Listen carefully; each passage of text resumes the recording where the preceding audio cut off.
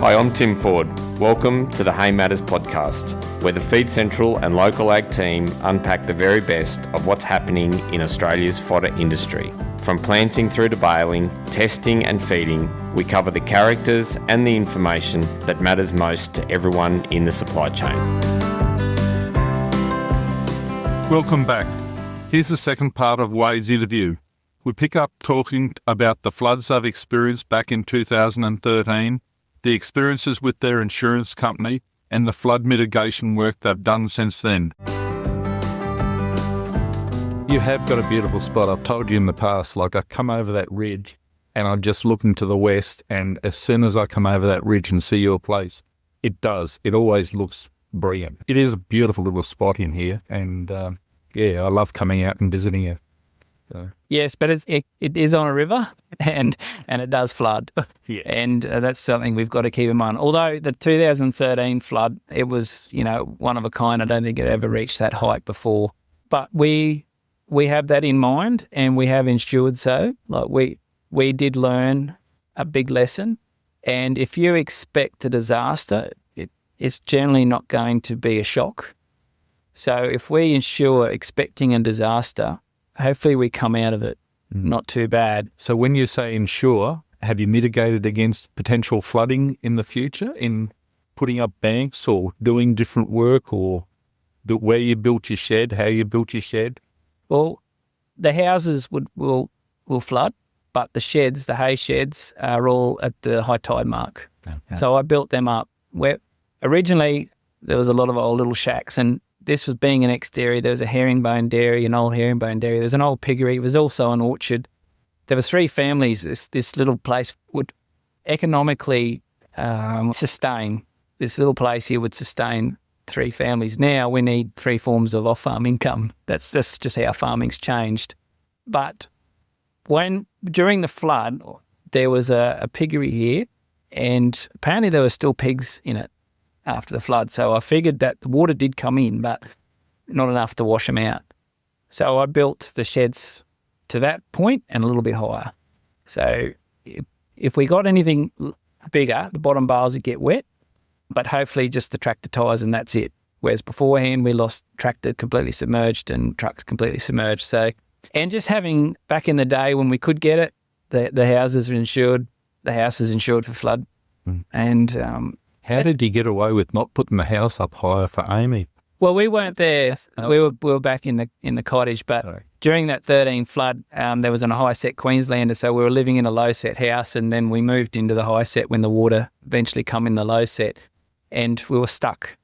There was water on the riverside coming up and water in the gully behind the house, so we couldn't move.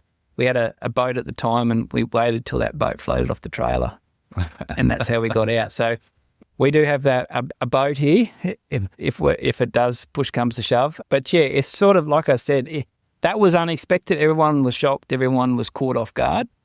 I'd hope to think now that being on guard, being aware of it, forewarned is forearmed. Yeah.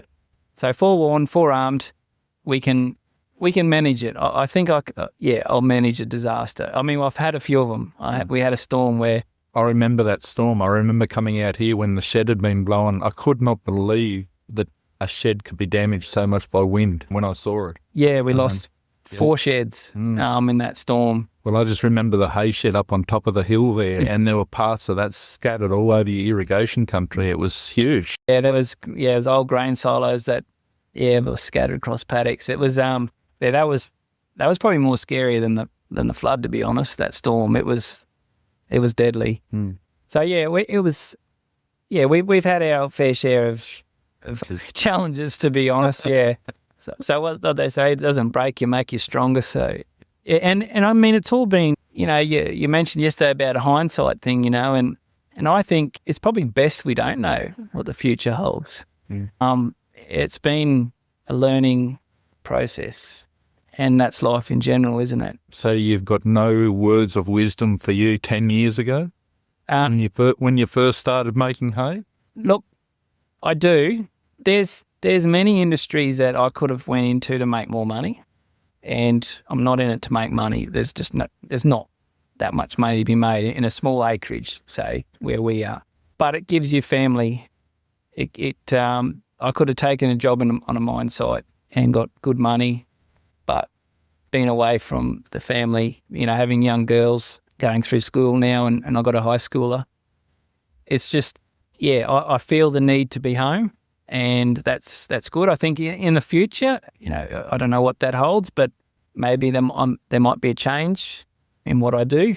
But if you want to have that good family work-life balance, and I'm not saying there's no work involved, there's a lot of work, there's a lot of long hours, there's a lot of bailing at midnight, picking up at 2:00 in the morning because there's weather coming. There is a lot of that, and I don't employ anyone. I do it all myself. Well, obviously, I can't afford to employ anyone, and I work for other people, so there's no point in employing anyone. But it's if you do it to the best of your ability, there's reward for effort. Yeah, there has to be. I mean, otherwise, why would you? So you've built this place up since that flood, like there's good sheds now, you've got good equipment, the actual irrigation side's going well. What's your next project for this operation? Yes, so that's a very good question, Steve. And our biggest issue right now is power bills and the efficiency of using the water we have. So for some reason, the government wants us to use our precious resource in the middle of the day, i.e. solar, i.e. that's the cheapest time to pump water is in the middle of the day. They've got tariffs now where if we start our pump at 8:00 in the morning, we get to a point between 11 and 1 where we get power a lot cheaper, and then beyond that, we get penalised. So we've got to use this resource we have that is so-called in precious in the middle of the day now. And how do we do that? Well, at the moment, we irrigate with pivots and high pressure. The idea is to leave high pressure, and we're slowly in the process of, as funds become available, to put in a lateral. So where we had 7 shifts with hard hose irrigators with pressure, we're going to just have a lateral walk up and down the paddock and put on water, hopefully in the cheaper times of irrigation, and double the amount.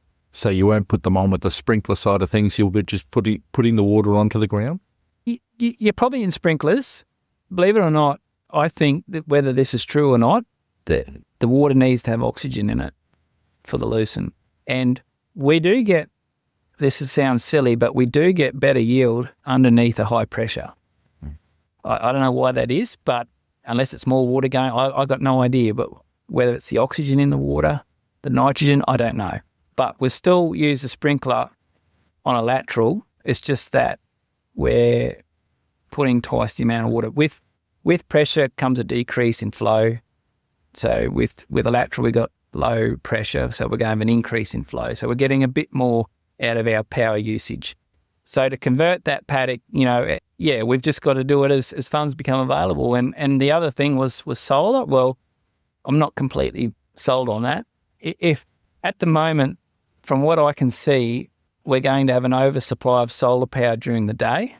And I can already see now that they're going to be giving power away during the day.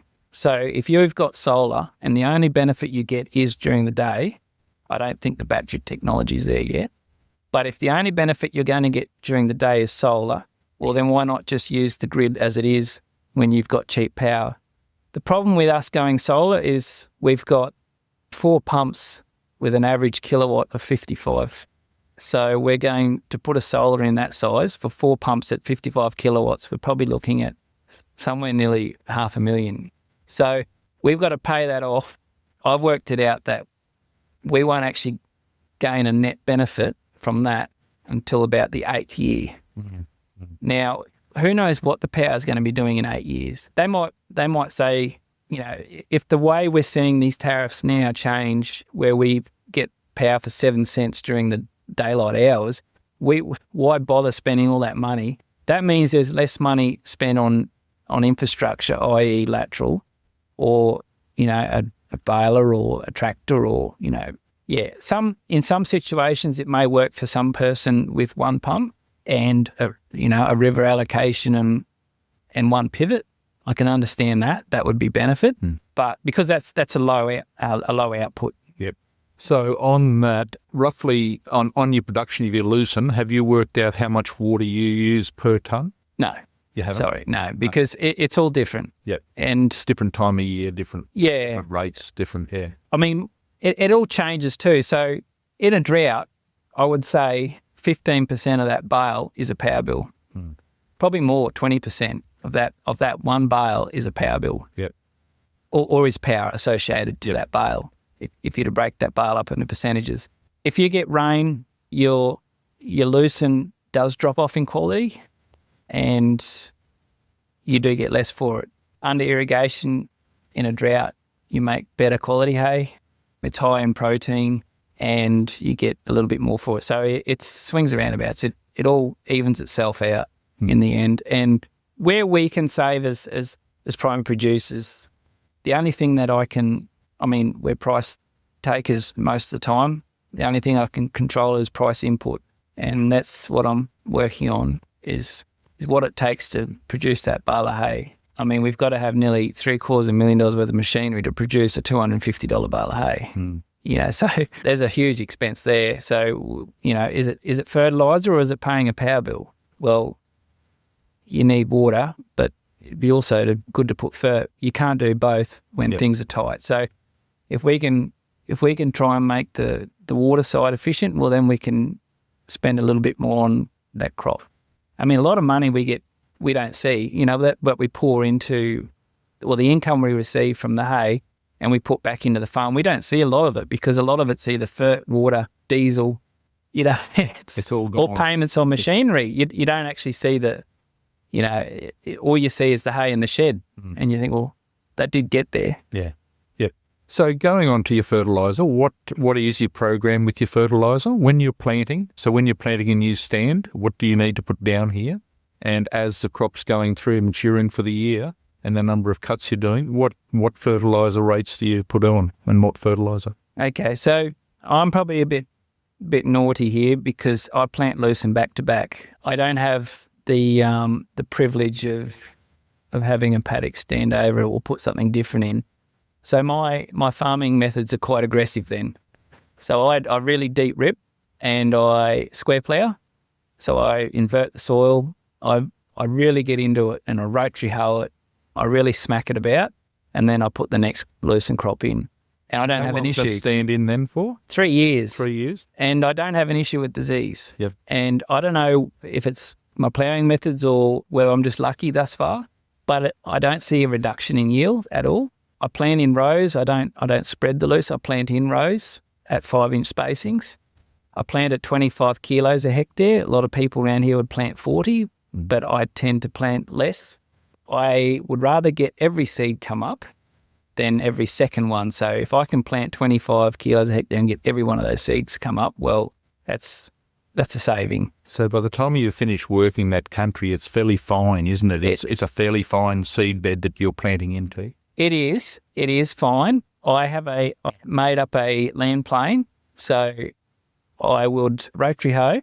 Depending on how it looked, I would power harrow, so really smash it up again, and then I would land plane it. And I would run across that paddock probably 4 times with a land plane. It's a 6 metres by 9 metres, and I get that paddock. It's somewhat rolled in, it settles, and it's flat, dead flat. These paddocks have been laser levelled. I hate water sitting in paddocks because lucerne dies, grass comes up, weed comes up. So by running over this paddock on different angles where I want the water to drain with the land plane, the paddock is settled, and then I use a fine seed planter and I just put that seed on top. I don't even bury it.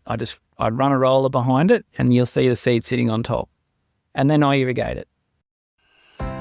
With Feed Central's Local Ag, you can connect with farmers and suppliers across Australia, increasing your market and ensuring you get the best deals wherever you are. List your machinery, livestock, feed and more for free. And take advantage of Local Ag's safe and secure payment system, CheckVault, to ensure all of your transactions are protected. Feed Central's Local Ag is providing Australian farmers with trusted connections and transparent trading. So what's your soil type here? It's a alluvial. Yep. It's not a heavy black. It's not a sandy loam. It's somewhere in the middle. Right. And It does settle hard, but it cracks. It does crack. It crust? Does it crust? It crusts, yes, and that's why I put lucerne on top. Oh.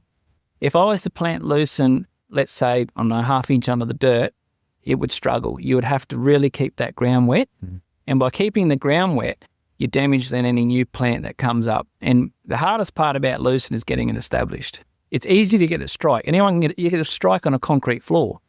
But if you bury it, it will struggle if you get that crust on top, especially here. So by putting it on top, and then when you hit it with the irrigator, it's just enough to throw that bit of something over the top, or just to push that in the ground a little bit. So when you've got the pivot going around at that stage, what are you putting down? Are you putting down 10 mil? Yeah, 15. We do light runs to try and put in because we rake and mow over our pivot tracks, we just do some light runs to basically roll in that pivot rut first, the wheel track, to roll it in, settle it in, and then I've got a hydraulic blade on tractor that I fill that pivot rut in it until she settles. And is that before you plant? No, that's once it's in, yeah. Oh, okay. Yeah. And so once I've got the lucerne up, it's looking fantastic. Every seed's come up. I'll give a sea sole, and that's put on just through a boom spray on a tractor. Once the sea sole goes on, it looks pretty healthy. You'll get a few little weeds pop up. That's expensive. The sea sole's not cheap. Sea sole power feed, no, it's about $6,000 a pot, I think, 6,000 litres.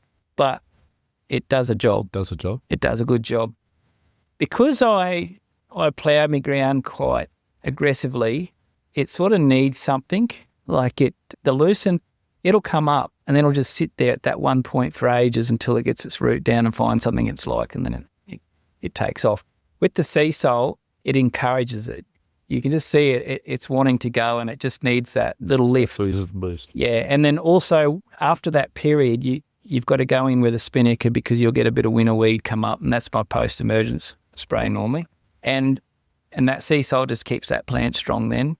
And you'll see the spinnaker does knock it, but it knocks it less than any of the other broad strike or 2,4-DB or anything like that. Yeah. It doesn't kill all weeds, spinnaker, but it does a fairly good job on most winter weeds.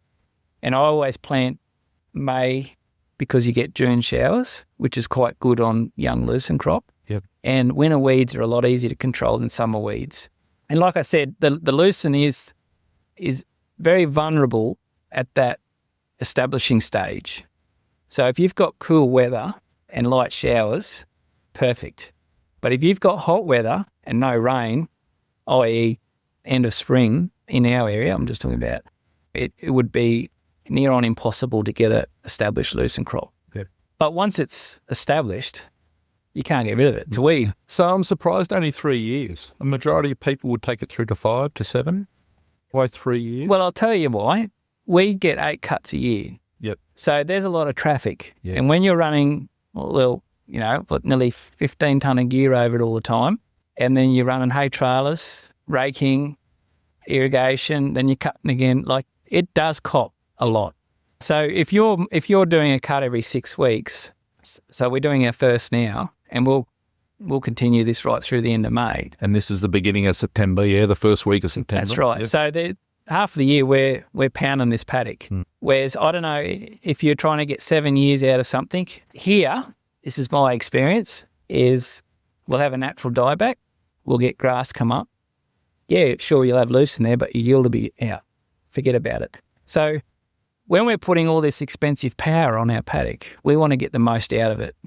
So it makes sense for us to replant.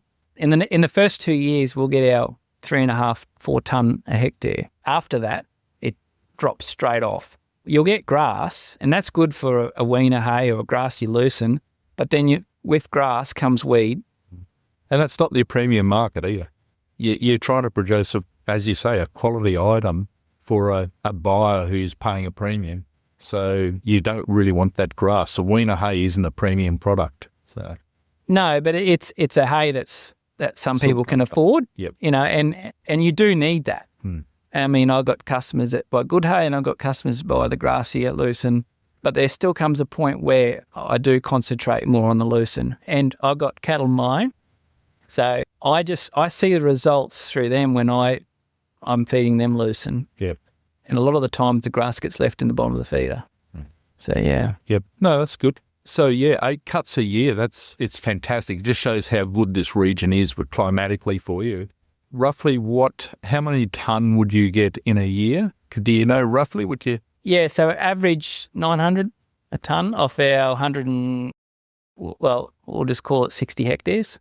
Off your 160 hectares? Or No, 60 hectares, yep. Yeah, and 900 tonne. Yeah, so a year. Yeah, so that's going hard. Yeah. So, yeah, I mean, it's and then the other 150 acres, we've got 60 cows and calves, and we background about 80 to 90 steers. So, yeah, it's we're fairly well hammering this country. Like there's a lot on it, yep. And we're trying to get a lot out of it. So there's a lot gets put back into it. Mm. And really, just to talk about your river flats here, we are on river flats and everything. How deep are your roots on your lucerne? Do you know how far down they go? And are they into any water table, or are they relying all on your irrigation? Yeah, I would say it relies on irrigation. From what I understand, and the drill logs, when they put the underground water or the bores down for the underground water, we've got 6 metres of soil, and it's the same consistency all the way till it hits a river gravel, and then we call that our alluvial water, and those bores pump about 20,000 gallons or 25,000 gallons out of that river. That's an hour. Yeah, an hour. And then there's another 10 foot of sandstone, and then it's just an open cavity under that. So those bores, they're unlimited. They just, hoof it out. If you can pay for it, they'll pump it. So we're very, and that was all unknown until we put cameras down holes when we pulled them. Mm. So, yeah, very, very lucky. So let's just go on to your marketing side of things. You're talking about marketing there before and, cash flow and all that type of thing. And you have been, marketing, well, as I say, we've known each other for nearly 10 years with Feed Central, you marketing through your hay through Feed Central and winning awards. Can you tell us a little bit how that's progressed over those 10 years, what's changed? And we've now got this local ag marketing platform. How do you find that? Yeah, so originally it was not knowing my customer base. And that's when I reached out to Feed Central originally. And it's hard to market hay and make hay at the same time, I find it. And I'm just not, I don't have time for it. And then sometimes during a drought, you start up relationships with customers because of inquiry. And through Feed Central, also repeat customers. And now I'm finding through the local ag, repeat customers. So that's good. And once you build that, it's like a database, a pool that you can draw from. This year we had hay stacked in sheds, and I could see what was going to happen and I think I spoke to you guys there in the marketing team there at Feed Central, and they just, you just weren't getting a phone call, and I was scratching my head going, what the hell's going on? Like, how come we're not moving hay? I fly around and see so much country. Surely there's a drought somewhere. Surely someone needs hay. Surely there's cattle need feeding. What's going on? Anyway, then all of a sudden, bang, it turned. People needed hay. Well, just before that, I rang up my customers that get hay off me yearly. We built this customer relationship, and I said, just thinking ahead, what do you think you'll need? Because I can just see what's going to happen here. There'll be a big smash and grab for hay. And they told me, so I put it aside. And that was good, because then when it did happen, they knew what they had already booked up. Mm. And I put hay on local ag, and I got inquiry, and that was, that created another customer base. So you did that marketing yourself on the local ag platform, you and the buyer chatting backwards and forwards on the app, or did you go through the sales team member through that? Look, some of it's gone through sales team, and then some of it's just been a inquiry on the local ag. Yep. Yeah, and because it's new, you don't know. And the reason why I'd rather market hay through, and I got nothing against classifieds in a country life, but you've got no idea who you're dealing with. And I'd hate to see a B double load of AA grade lucerne go to someone that I have no idea if they're going to pay for it or not, because, it's difficult to invoice when you're selling it tonnage. It's got to go over a bridge, and then it's on its way to the customer. So you're on a wing and a prayer. At least through a marketing team like yourselves, there is a little bit of security, quite a lot of security actually. And then through the local ag, that security was still there. Unless you know where the person lives and you go around with a big stick, you don't know where you're going to get your money. And when you're in a situation where you don't have, a great pool of cash there sitting, waiting for that moment where you got no income, you rely on that invoice being paid. And losing that even just, a portion of a load is so much of the cream off the top of the crop too. You may not get paid for 15, 20 bales out of a cut of 500, but it's that cream on the top. It's a huge percentage of that profit from that cut. So yeah, well, not only that, I look at a B-double load of hay that leaves the grid, and I just think, well, there's that power bill paid. It's so, if I don't get paid, well, how can I pay for that power bill? I get power cut off or whatever. So, or, there might be an insurance bill due. And so, yeah, it's certainty of payment. And I think, I'm not saying times are tough, and I understand that, and I don't, when you're dealing with new customers, there is a little, you are uncertain. Yeah. But yeah, if you're new to the hay marketing or the hay selling, or reaching out to someone that's got experience in it is far better than trying to feel around the dark, and for the small amount, it's worth it. Yeah.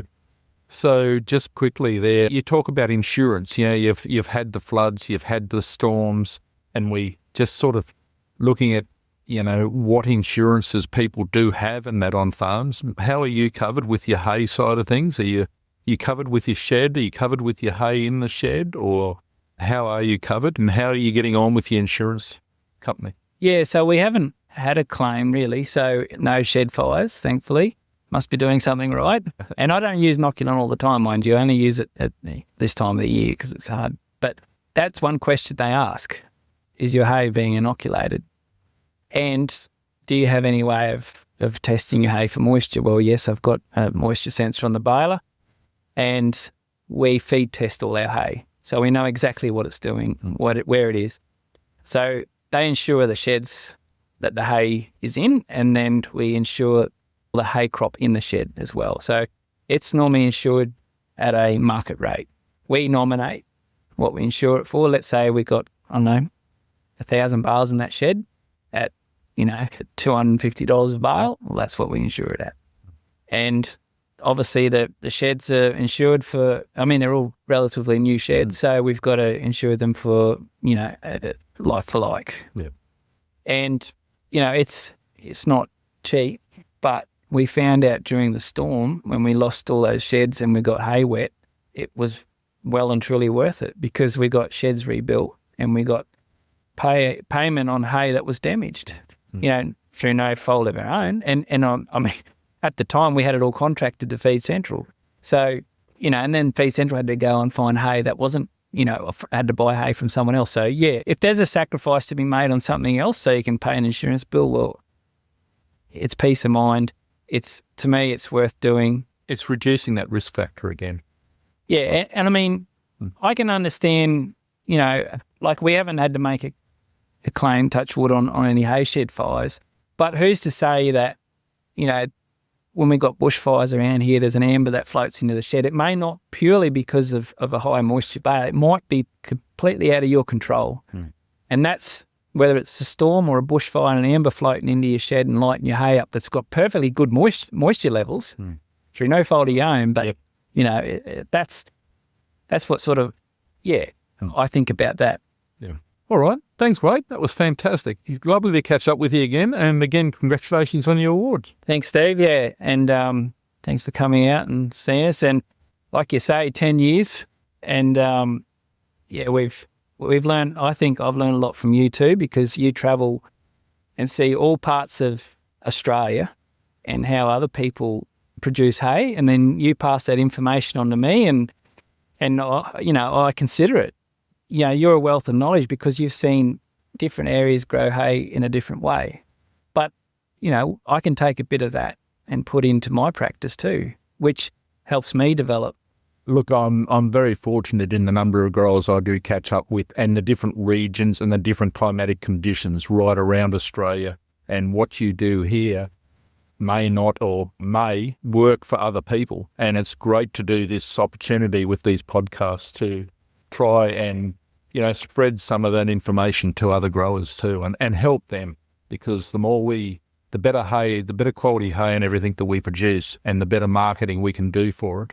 And getting people, as you say, those buyers who come in and buy that hay, if they can be making money off that, then all it does is push this industry forward. So that's and you've got contacts too. And if I'm struggling trying to, like, what's going wrong here, you say, well, I'll give you a number of this bloke, and he might be able to help you out. Or when you're down here, visit him, and so like I'll give your number out a few times. I don't know why, but no, it's like you say, everyone faces different challenges in their area, in their prospective area. And, and I'm relatively only a prickle farm compared to most of the good growers. And I appreciate that, but we're all doing our bit, I think. We're all having a go. We're all trying to make it work. Yep. We're all trying to produce a product that has an end result and produces an end result. And every farmer contributes. So everyone who's making hay goes off to someone else to make something from that hay. So it's, 10 little fellas makes one big fella type thing, but it's those 10 little fellas that are spreading the risk and getting that product out to the buyers. Yeah, yeah, absolutely. And what can someone else gain from that? Yeah. And it's lovely to see the young ones coming through in the industry too. And as I say, using these podcasts to assist them to go on, hopefully for 10, 15, 20 years themselves in the hay industry. So yeah. Thanks, Wade. Lovely. Thank you for listening to the Hay Matters podcast. If you're interested in sponsoring the podcast or getting your brand in front of our national audience of 20,000 plus farmers, growers and agribusinesses, get in touch with the team at Feed Central to find out how. This podcast is proudly presented by Feed Central and Local Ag. Stay tuned for upcoming episodes.